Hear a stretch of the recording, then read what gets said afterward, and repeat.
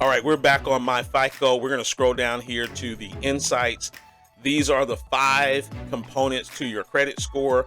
In this video, we're going to tackle payment history, which has a 35% impact. That's the largest impact of any of the components.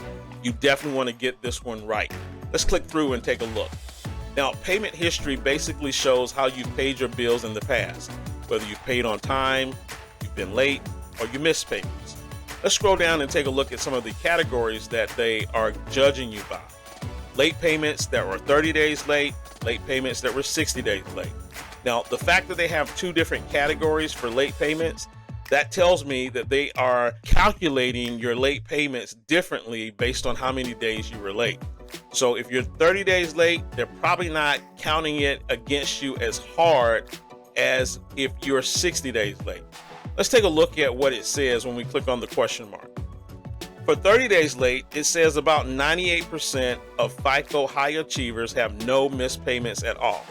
Now, this is good news because what that also means is that there are 2% of FICO high achievers who do have a missed payment. That gives us some encouragement if you do have a late payment. Next, let's take a look at the 60 days late. It says virtually no FICO achievers have a 60-day late payment or worse listed on their credit report. You definitely don't want to go into being 60 days late. You really don't want 30 days late either, but we can see that 30 days late is not counted as heavily as 60 days late. Let's take a look at derogatory public records. Derogatory public records. This is going to be anything that's usually reported by the court of law. So this could be anything from bankruptcies, tax liens, even child support. It says virtually no FICO high achievers have a public record listed on their credit report. So we don't want that. Collections. Virtually no FICO high achiever have a collection listed on their credit report. So we don't want collections on our credit report either. Time since most recent late payment.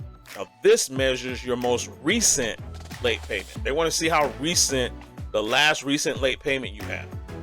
About 98% of FICO high achievers have no missed payments at all. But those who do, the missed payment happened nearly 4 years ago on average.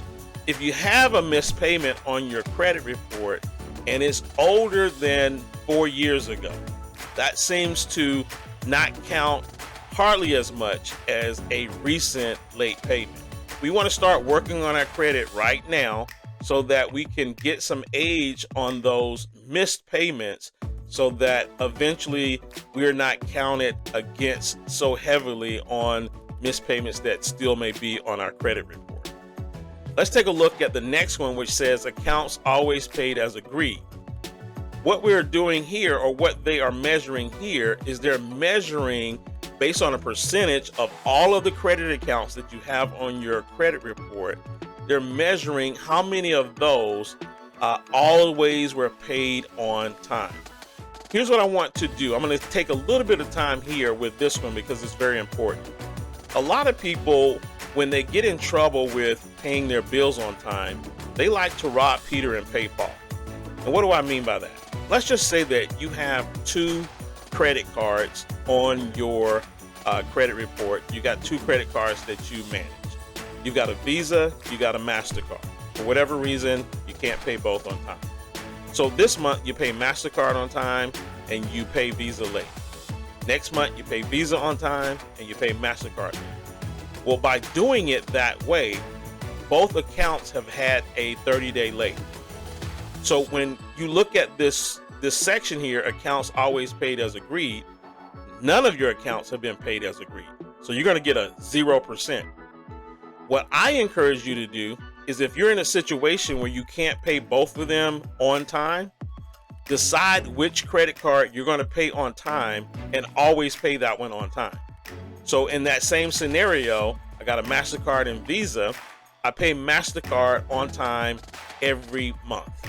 I'm late on Visa, but I pay MasterCard on time every month. So when we look at this, it says accounts always paid as agreed.